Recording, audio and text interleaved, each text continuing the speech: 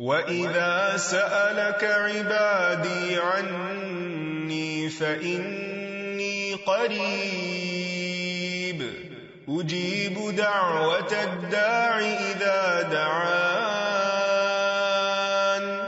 فَلْيَسْتَجِيبُوا لِي وَلْيُؤْمِنُوا بِي لَعَلَّهُمْ يَرْشُدُونَ. نحمده ونصلي على رسوله الكريم اما بعد فاعوذ باللہ من الشیطان الرجیم بسم اللہ الرحمن الرحیم رب اشرح لي صدری ويسر لي امری واحلل عقدۃ من لسانی یفقہوا قولی. السلام علیکم ورحمۃ اللہ وبرکاتہ. ناظرین، پروگرام دعا کیجئے کے ساتھ آپ کی خدمت میں حاضر ہیں. آج ہم انشاءاللہ بیماری سے شفا کی دعائیں آپ کے ساتھ شیئر کریں گے. صحت اور بیماری انسانی زندگی کے ساتھ ساتھ ہیں. انسان کی زندگی کے کوئی بھی 2 دن ایک جیسے نہیں ہوتے. آج اگر انسان خوش ہے تو کل اداس ہوگا. اگر آج وہ اپنے جسم میں قوت محسوس کر رہا ہے تو کل بیمار ہو سکتا ہے.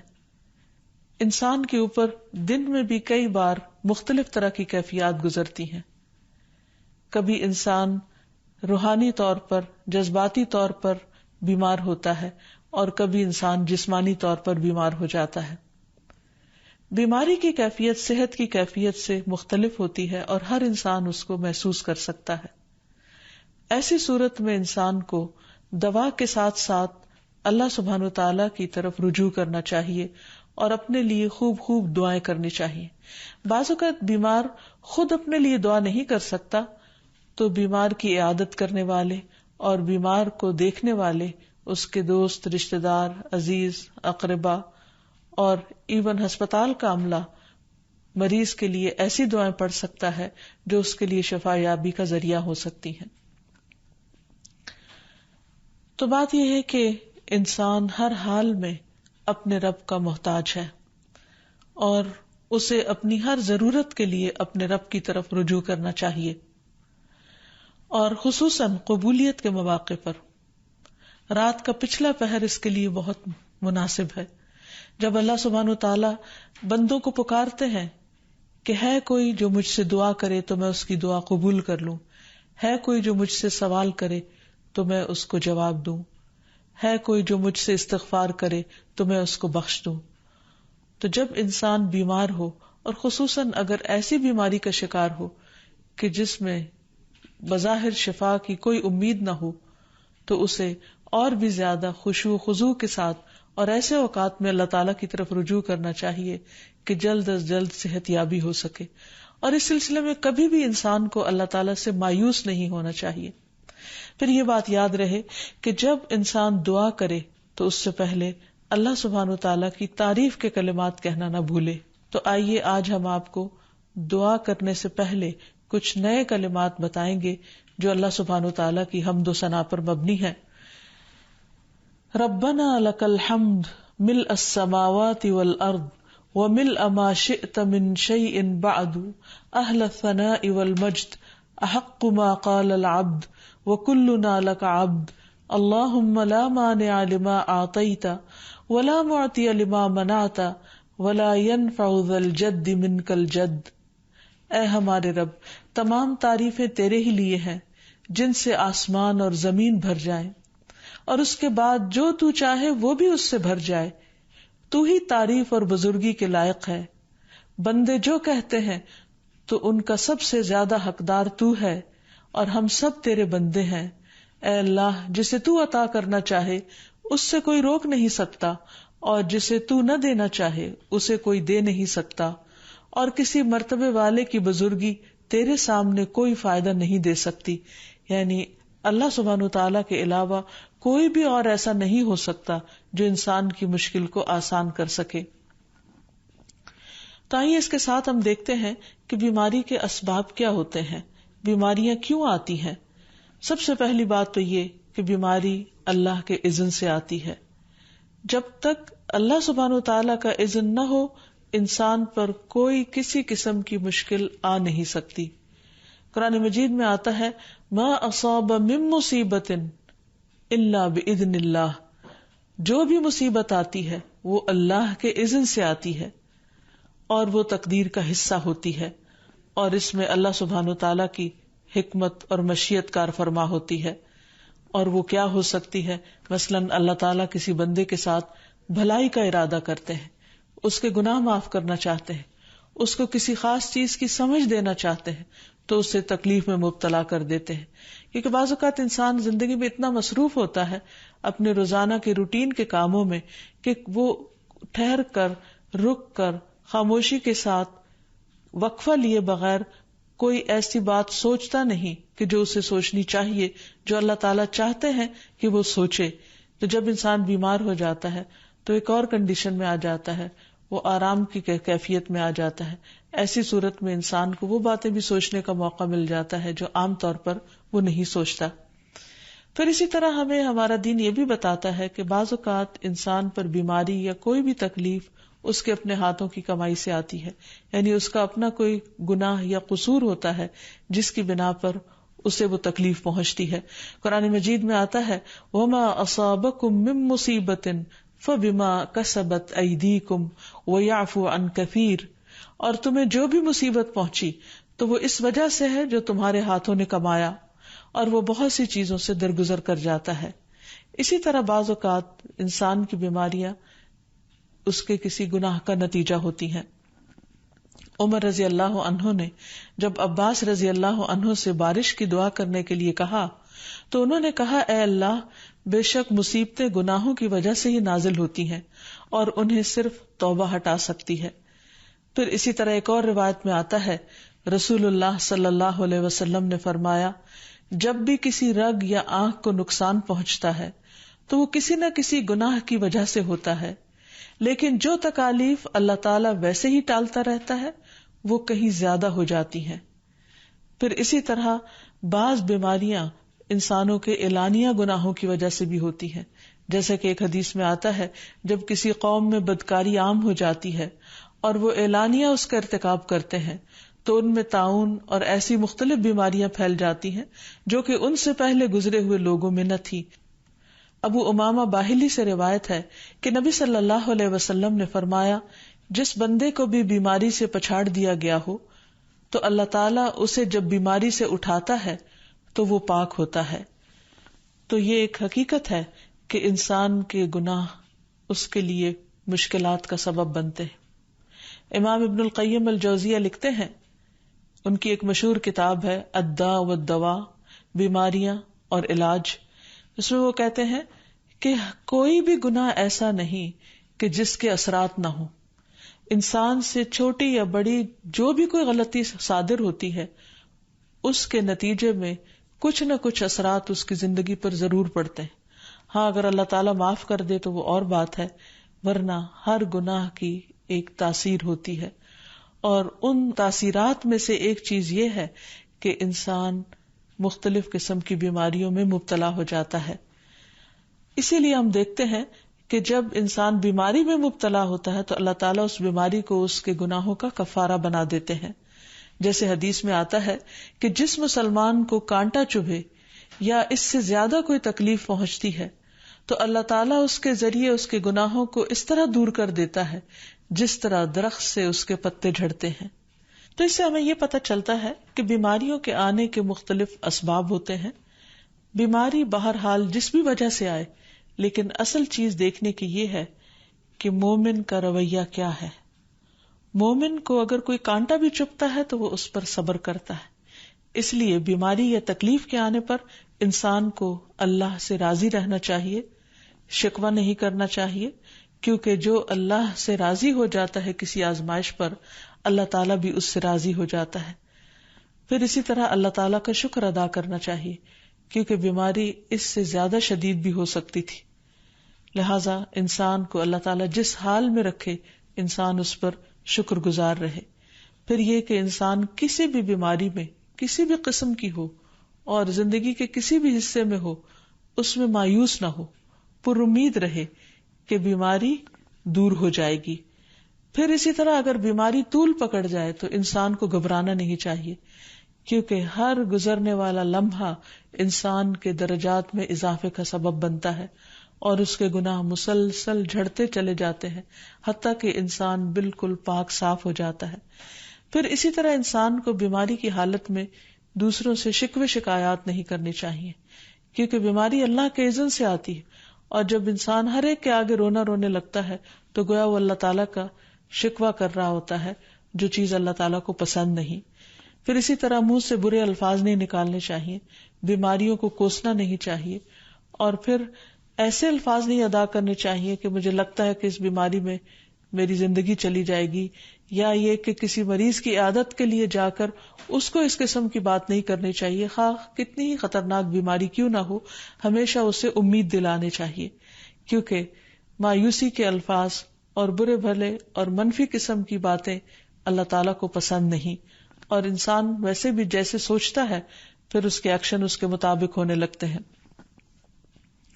اب یہ ہے کہ انسان بیماری میں دوا ضرور کرے، کیونکہ حدیث میں آتا ہے کہ اللہ تعالیٰ نے کوئی بیماری ایسی نہیں اتاری جس کے لیے دوا نہ اتاری ہو. ہاں، جسے معلوم ہو اسے معلوم ہوتا ہے، اور جسے نہیں معلوم ہوتا اسے نہیں معلوم ہوتا. بعض اوقات اللہ تعالیٰ ڈاکٹر کے دل میں ڈال دیتا ہے اور اس کا علاج اس کو سمجھ میں آ جاتا ہے، اور بعض اوقات وہ بیماری لا علاج ہوتی ہے، حالانکہ اس کا علاج موجود ہوتا ہے مگر کسی کو بھی علاج سمجھ میں نہیں آتا. بہرحال نوعیت کچھ بھی ہو تو علاج ضرور کراتے رہنا چاہیے، اور کبھی مایوس نہیں ہونا چاہیے کہ اس بیماری کا علاج ہو نہیں سکتا. نہیں، ایک کے بعد ایک کوشش انسان کرتا رہے، اور جب اللہ کا اذن ہوگا بیماری دور ہو جائے گی. اور اس کے ساتھ ساتھ انسان یہ بھی یقین رکھے کہ شفا اللہ کے ہاتھ میں ہے، کسی ڈاکٹر کے ہاتھ میں نہیں، کسی انسان کے ہاتھ میں نہیں، کیونکہ جب تک اللہ کا اذن نہ ہو شفا نہیں ہو سکتی، خواہ کوئی کتنا بھی بڑا ڈاکٹر کیوں نہ ہو. اسی لیے نبی صلی اللہ علیہ وسلم کی دعاؤں کے آخر میں آتا ہے کہ لا شفا الا شفاؤک، کوئی شفا نہیں مگر تیری ہی شفا، یعنی جو اللہ سبحانہ وتعالی اپنے بندے کو شفا عطا کرے.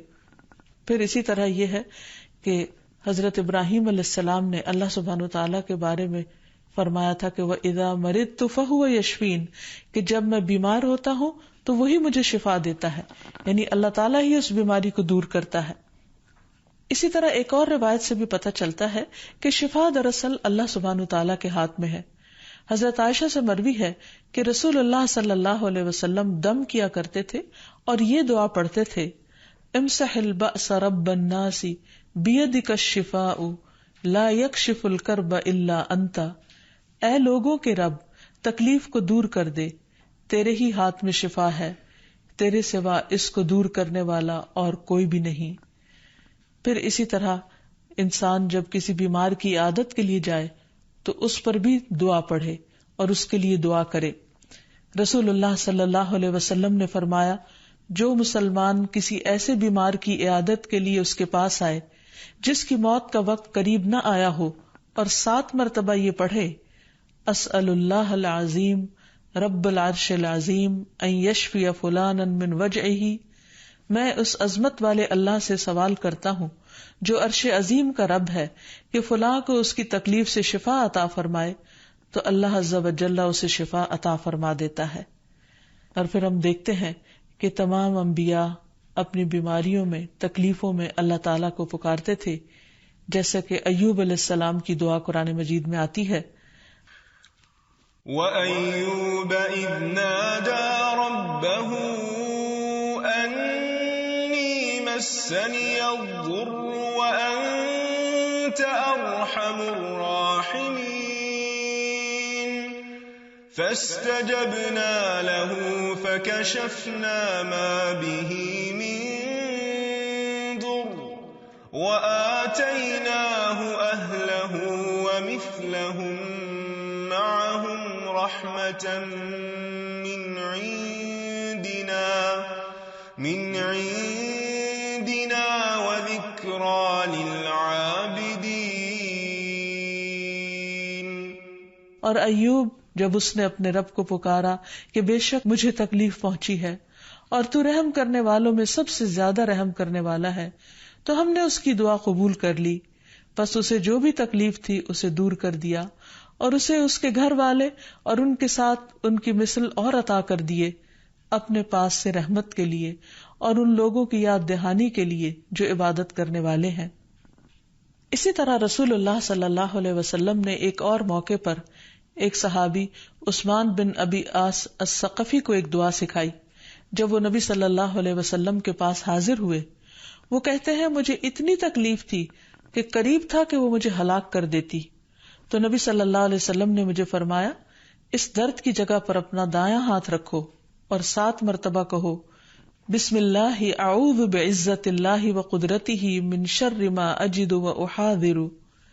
اللہ کے نام کے ساتھ میں پناہ مانگتا ہوں اللہ کی عزت کی اور اس کی قدرت کی اس شر سے جو میں محسوس کرتا ہوں، یعنی اس تکلیف سے بچنے کے لیے جو مجھے محسوس ہو رہی ہے اور جس سے میں خوف محسوس کرتا ہوں. عثمان کہتے ہیں کہ جب میں نے یہ پڑھا تو اللہ سبحانہ وتعالی نے مجھے شفا عطا کر دی. پھر اسی طرح ہر بیماری سے شفا کی دعا نبی صلی اللہ علیہ وسلم نے سکھائی.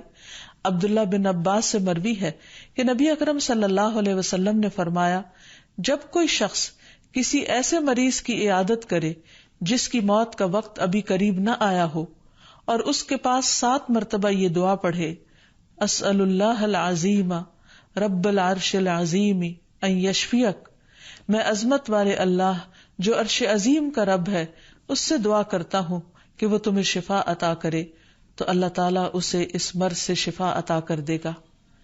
پھر اسی طرح نبی صلی اللہ علیہ وسلم اگر کسی کو کوئی پھوڑا بنسی ہوتی تو اپنے لعاب دہن کے ساتھ زمین کی مٹی تھوڑی سی لے کر اس درد تکلیف والی جگہ پر لگاتے تو اس سے بھی شفا ہوتی.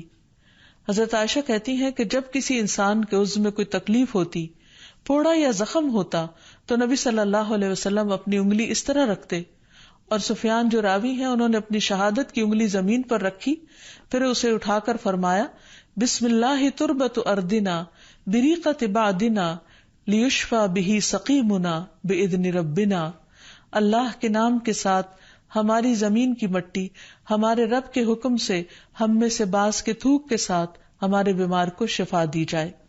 یعنی لعاب دہن کا اپنا ایک اثر ہوتا ہے، اور لعاب دہن جو ہے ایک طرح سے دوا کا کام کرتا ہے، اور اللہ کا نام لے کر جب لعاب دہن لگایا جائے تو شفا ہوتی ہے. جیسے کہ ایک اور موقع پر نبی صلی اللہ علیہ وسلم نے ایک جلے ہوئے مریض کے اوپر یہی دعا پڑھ کر لعاب دہن لگایا تو اللہ تعالیٰ نے اس مریض کو شفا یاب کر دیا، اور وہ دعا تھی اذہب البأس رب الناس واشف انت الشافی لا شفاء الا شفاؤک شفاء لا یغادر سقما. پھر اسی طرح ایک موقع پر ایک قبیلے کے سردار کو جب بچھو نے کاٹ لیا اور اس کے جسم میں زہر پھیل گیا تو ایک صحابی نے سورۃ الفاتحہ پڑھ کر اس پر دم کیا تو اس سے اس کو شفا ہو گئی. اور یہ بات جب نبی صلی اللہ علیہ وسلم کو بتائی گئی تو آپ اس پر خوش ہوئے. اور سورۃ فاتحہ سب لوگوں کو آتی ہے، اسی لیے اس کا نام سورۃ الشفا بھی ہے، کیونکہ یہ بیماری میں بطور علاج پڑھی جاتی ہے مریض پر. مریض خود بھی پڑھ سکتا ہے اور اس کے اٹینڈنٹس بھی اس پر پڑھ سکتے ہیں. حضرت علی رضی اللہ تعالیٰ عنہ کہتے ہیں کہ نبی صلی اللہ علیہ وسلم کو بچھو نے ڈس لیا اور آپ نماز پڑھ رہے تھے. جب آپ نماز سے فارغ ہوئے تو آپ نے فرمایا اللہ تعالیٰ بچھو پر لعنت کرے، یہ نہ نمازی کو چھوڑتا ہے نہ کسی اور کو.